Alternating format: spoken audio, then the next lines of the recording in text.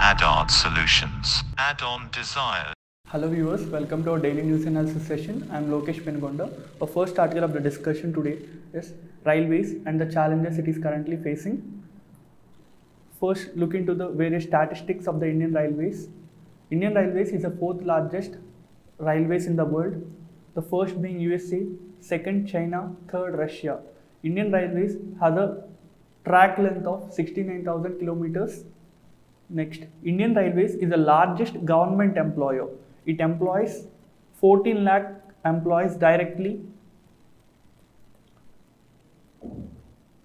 and lakhs more indirectly. In the fiscal year ending March 2019, Indian Railways has carried 844 crore passengers and transported 123 crore tons of freight. Let's look into the challenges Indian Railways is facing now. First is high operational ratio, that is 98.36. So we'll look into what this operational ratio and what 98.36 refer to.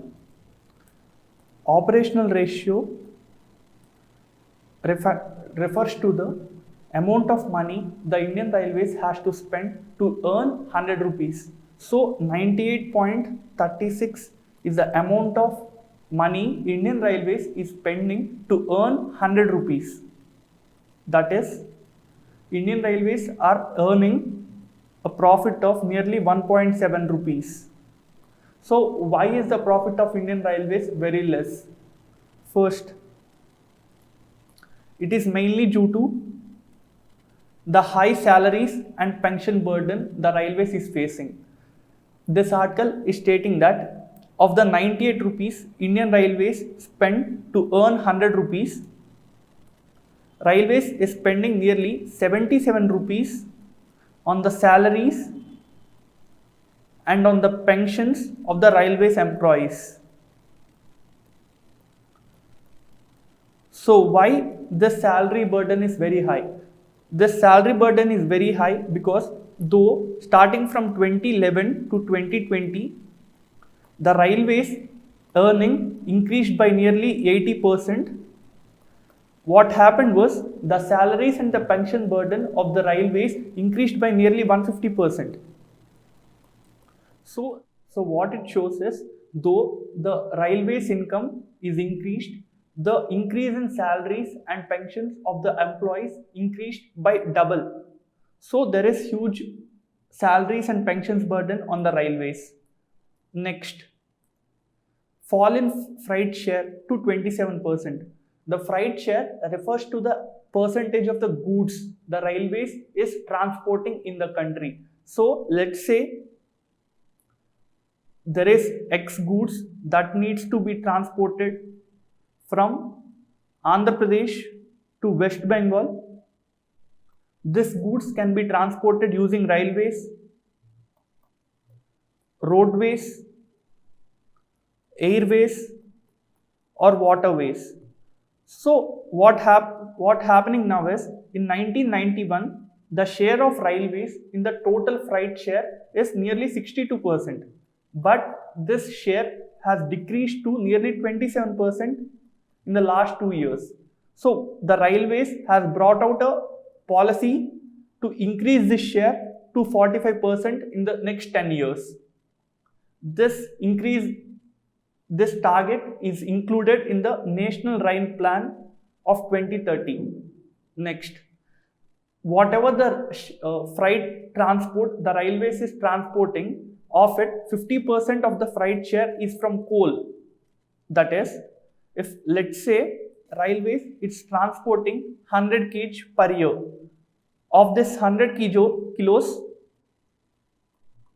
50 kgs is of coal. So there is high dependency on coal transport. And what happening now is, due to diversification into renewable energies such as solar, air and other renewable energies, the amount of coal that is being transported will be reduced in the coming up years. So there is a need for diversification, and it becomes a challenge to the Railways because it is so dependent on the coal for now. Next, lack of funds for upgradation. As you can see here, the earnings of the railways is pretty less. That is, for 100 rupees expenditure, it is earning 98 rupees. So there is lack of funds. So because of lack of funds, there is a problem of delay in starting new railway systems, railway tracks, laying new railway tracks, starting new railway stations, or employing more people. Next, high freight charges. That is, if goods needs to be transported from Andhra Pradesh to West Bengal, the amount that will be charged by the railways is more than the amount of money that is charged by other transportations. This is mainly because of the cross subsidy. So what is cross subsidy and how does it impact the freight charges? So cross subsidy refers to low passenger fares. That is, if a passenger wants to go from one place to other place, and if he boards a train, the railways charges very less for passengers. And as the railways charges very less, the railways will incur losses. So to reduce the losses, the railways, what it does is it increases freight prices. So on one hand, we have very less passenger prices. On the other hand, we have high freight charges. So what happening now is, due to high freight charges, people who want to transport their goods, they are using other modes of transportation like roadways and waterways. Next, increasing fuel costs. So what we've seen in the last 2 to 3 daily sessions was the prices of the crude and other natural resources are increasing continuously. So what happens was, as the Indian railways, they are only 70% electrified. That is, for remaining 30% of the rail routes, the trains which are passing in these routes will be using fossil fuels. That is petrol, diesel. So as the prices of the fossil fuels, that is petrol, diesel, are increasing, the amount of expenditure the railways are incurring will also increase naturally. These are some of the challenges which are given in the article. Next, this is the project map. It shows the dedicated freight corridors which are being proposed and which are under construction in the Indian. First, there is Western Dedicated Freight Corridor. This Western Dedicated Freight Corridor is between Dadri and Mumbai. This Mumbai, it will stop at JNPT, that is Jawaharlal Nehru Port Trust. And there is East Coast Dedicated Freight Corridor. This is proposed in the budget, East Coast Dedicated Freight Corridor. This is proposed, this will be from Kharagpur to Vijayawada. And there is one more, Eastern Dedicated Freight Corridor. Eastern Dedicated Freight Corridor starts from Ludhiana in Punjab and it will end at Dankuni in West Bengal. So these two, Western and Eastern Dedicated Freight Corridors, are under construction now, and East Coast Dedicated Freight Corridor and North-South Dedicated Freight Corridor is under proposal. So as the railways are facing numerous challenges, various committees have been set up by the governments, and these committees are Bibek Debroy Committee and Anil Kakotkar Committee.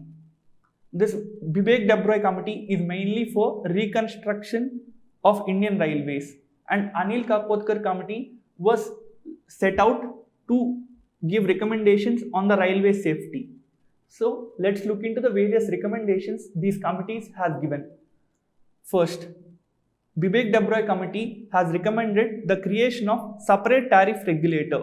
This is because as currently there is cross subsidization, that is high freight charges, low passenger charges. So what this committee is recommending is that create a separate tariff regulator so that the cross subsidization will be reduced.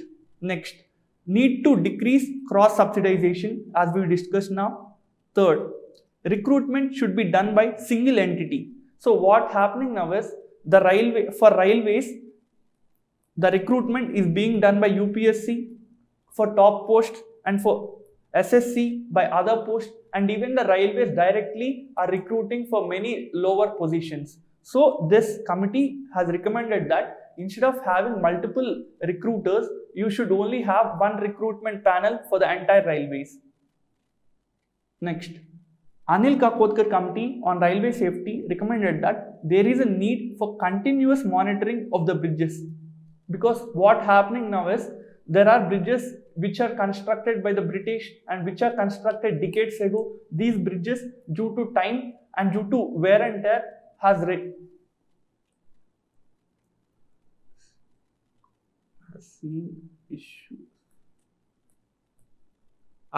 facing issues, wear and tear,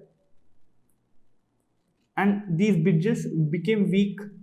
So this committee has recommended that there is a need for continuous monitoring. Next, use of advanced signaling system to continuously track circuiting.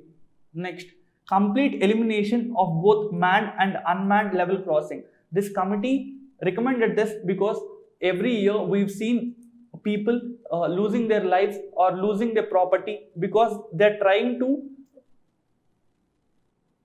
cross the railway crossings, and if they are both manned and if there is elimination of unmanned level crossings, this can be prevented. Next, measures taken by the government.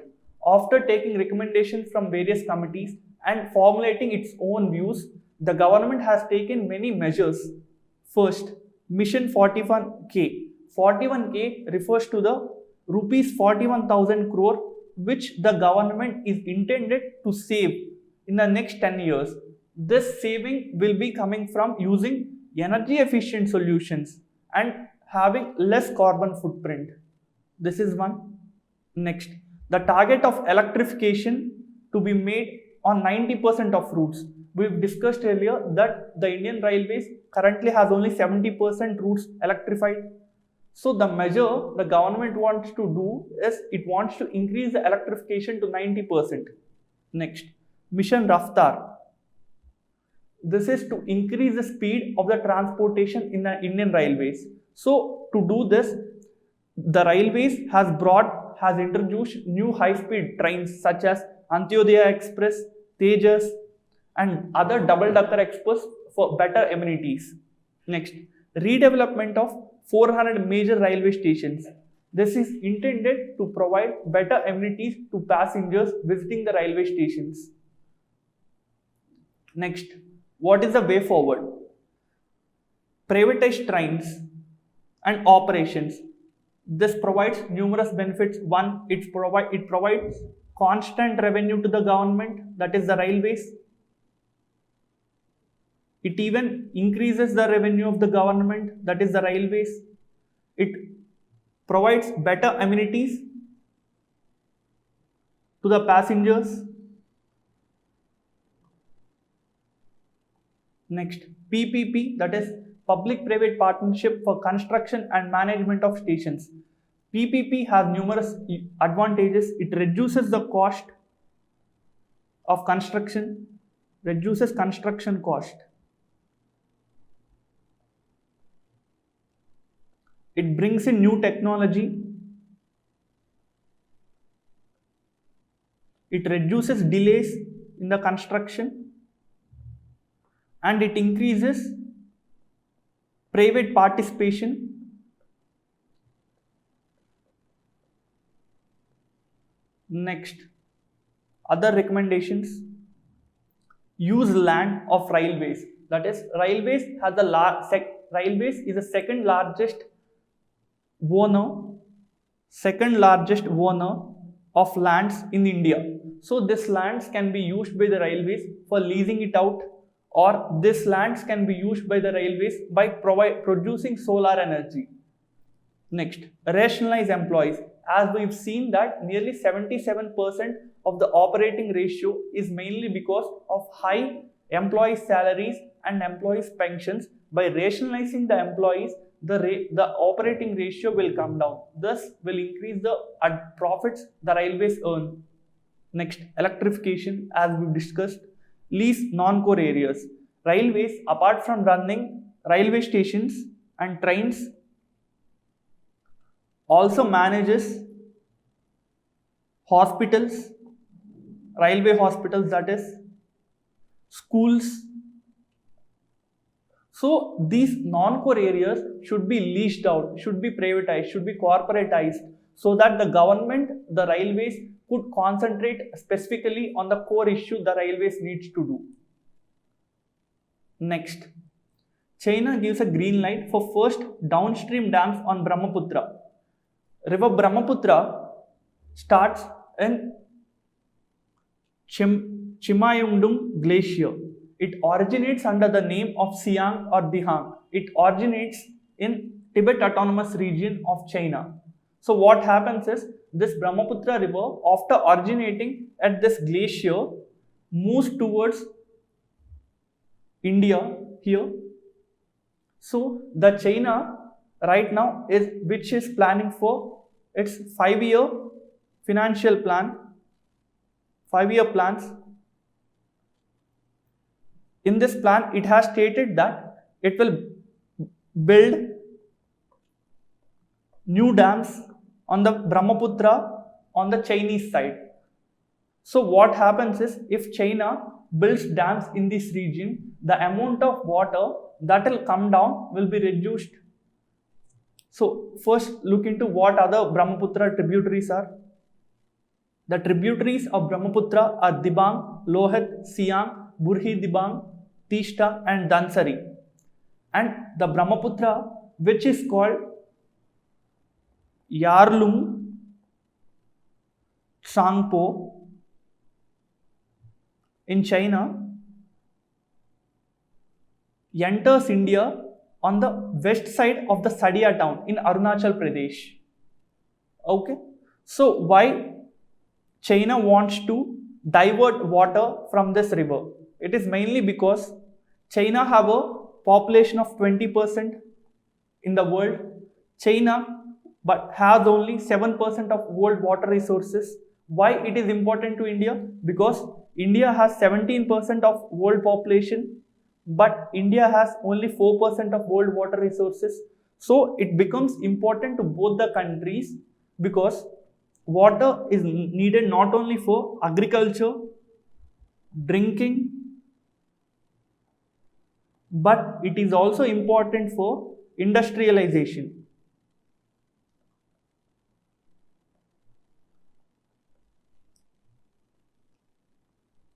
So in this context, let's see what are the concerns raised by the Chinese idea of raising dams, building dams in the Chinese Yarlung Tso. First, degradation of the basin. What happens is, when you build a dam, the amount of sediments that the river is bringing will be stopped near the dam. So the quality of the soil, the quality of the sediments which are coming next to the dam will be reduced. So as the quality of the soil which is brought down by the river reduces, the agriculture productivity will also reduces, because the fertility of the soil will be affected. Next, it threatens the flora and fauna, because Brahmaputra is one of the world's most ecologically sensitive zones, and numerous plants and animals live based on the river. By preventing the water flow, these plants and animals will be affected. This region also have several species of flora and fauna and world's 34 biological hotspots. Of the world's 34 biological hotspot, one is in Brahmaputra river basin. Next, unfavorable location. As the Brahmaputra basin is mainly in the Himalayan side, there is a problem of earthquakes and also landslides. So what happens is, let's say there is a dam, and due to earthquake or the landslides, this dam breaches away, that is this dam breaks.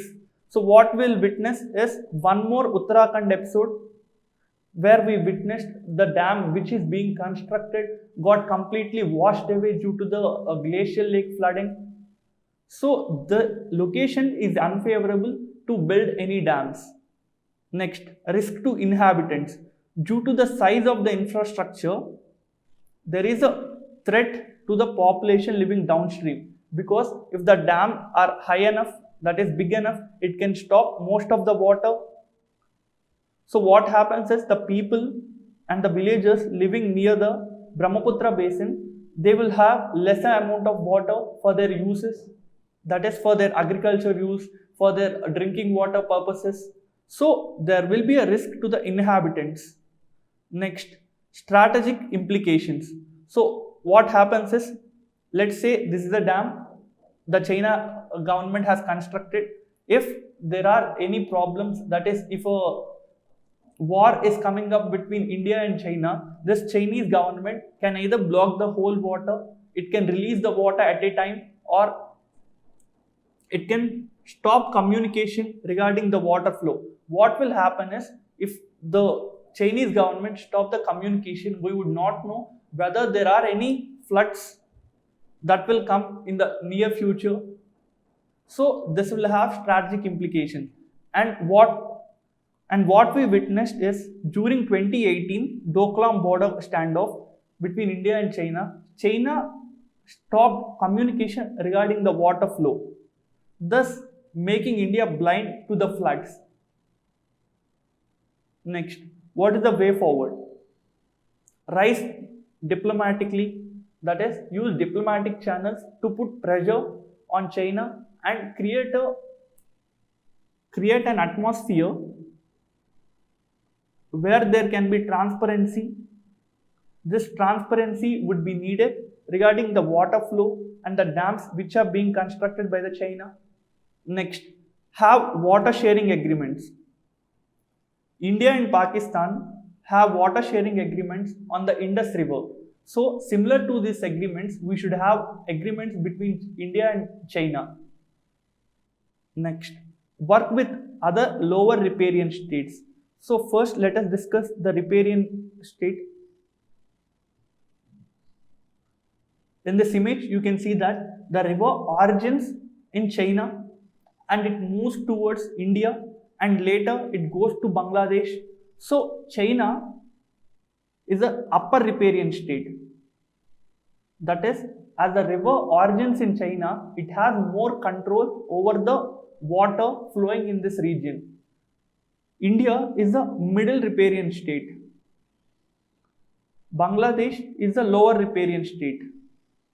So China can divert all the water from this Yarlung Zangpo if it needed, and India also can do the same. So by having a partnership between India and Bangladesh, what we can do is, we can pressurize China and we can make agreements with China on the Brahmaputra river. Next, scientists and researchers need more access to the area. So what will happen is, if the scientists and the researchers are given more access to the region, they will understand, they will inquire what will happen and what will be the challenges if the dams are constructed in this region. Next, LPG cylinders and Pradhan Mantri Ujjwal Yojana. In this article, it is talking that Pradhan Mantri Ujjwal Yojana and subsidizing the liquefied petroleum gas will not only benefit health, but it will also increase the productivity. So let's look into Pradhan Mantri Ujjwal Yojana. This scheme was started in 2016. It was intended to distribute 50 million LPG connections to those living below poverty line. That is, 50 million connections of cylinders, LPG cylinders, to those living below poverty line. So why is giving cylinders important? So first, if the people does not have cylinders, if the people does not are using electricity or liquefied petroleum gas, what they do is they will use wood or dung cakes as a fuel for cooking. By using this, it will not only create indoor air pollution, it will also create health issues to those present in the house. Also, by burning wood and dung cake, it will create particulate matter 2.5 and other emissions. It will lead to loss of green cover, because for wood you have to cut down the trees, so there will be loss of green cover. Next, time lost to women and children. What happens is, in villages, to cut down the trees, villages, that is women and the children are sent out. So this reduces the amount of time they can use on more productive purposes, more productive work. Next, global warming, because on one hand we are seeing loss of green cover on one hand, and increase in emissions on the other hand. So due to this, there will be global warming. Next, Paris Agreement. As India signed the historical 2015 Paris Agreement, we have an objective to reduce our emissions by 2030 to 1/3. So in all this context, what happening is, if there are no LPG cylinders given to the people who are using the wood and the dung cake, there will be these many negative issues. So what the government did was, in 2016, it brought down this scheme and it wants to provide LPG connections. So by bringing this scheme, what happened was, there is a phenomenal increase in the number of households using the LPG cylinders. In 2011, the percentage of households using LPGs was merely 33%, and now, that is in 2020, it is increased to 85%. But there are issues, there are challenges coming up. So what are these challenges? First, in the budget of financial year 21-22, what we've seen is the union government reducing the subsidy allocations it is giving to the cylinders. That is, let's say, if the actual price of the LPG is 500 rupees, what the government is doing right now is it is providing LPG at 400, and it is paying 100 rupees on behalf of those who are being subsidized. But now what we've seen is government reducing the amount it wants to provide to the subsidies of the LPG. So if the government reduces the amount it is giving to the LPG as subsidy, the price of the LPG will normally increase. Next, under the Pradhan Mantri Ujjwala Yojana, what we see is government is only providing 3 cylinders per year for free.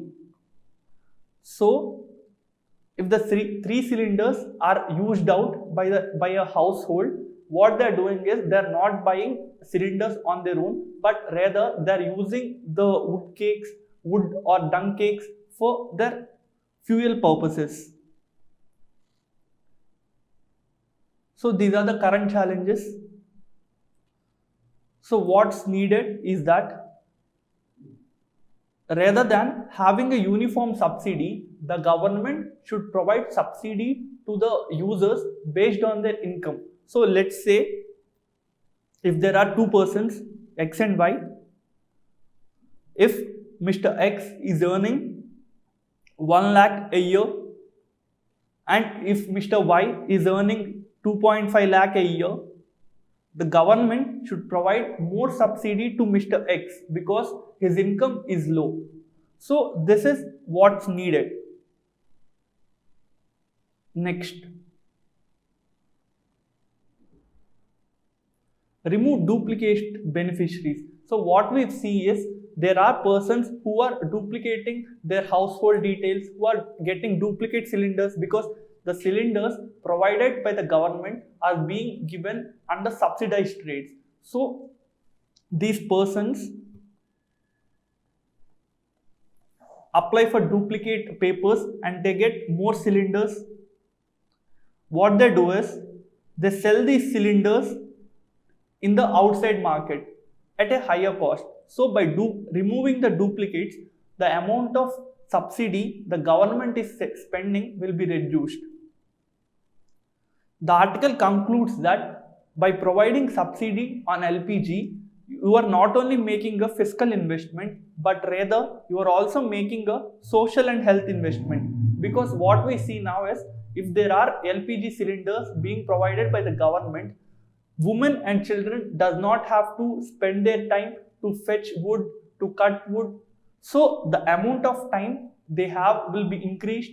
Also, as LPG cylinders are less polluting, there will be positive health impact on the family. Next, by providing subsidy to the LPG cylinders, you are achieving, that is, you are in line to achieve the Paris Agreement, because under the Paris Agreement we have objectives, we have intended that we will reduce the amount of emissions in the country. So by providing the subsidies, the amount we will achieve the Paris Agreement. Next, as it leads to better health and more productivity, there will be future growth in the future. Next, coming to the prelims questions. What is Brahmaputra called in China? Is it called Padma? Is it called Chamayumdum? Is it called Meghna? Is it called Yarlung Tsangpo? The answer to this question is D, that is Yarlung Tsangpo. Next, Bibek Debroy, Anil Kakotkar committees are related to which field? Is it related to shipping? Is it related to space sector, railways, or roadways? The answer is C. It is related to the railways. Next, which of the following are tributaries of the Brahmaputra river? Dibang, Lohit, Siang, Burhi, Digang. Which of the above statements either are correct? The answer is D, because these four are tributaries of Brahmaputra. Next, mains practice questions. First, Chinese dams on Brahmaputra is a cause of concern. Explain. How does Pradhan Mantri Ujjwala Yojana helps people becoming healthier and productive? Explain. Thus, we come to the end of the session. Thank you. Add-on solutions. Add-on desires.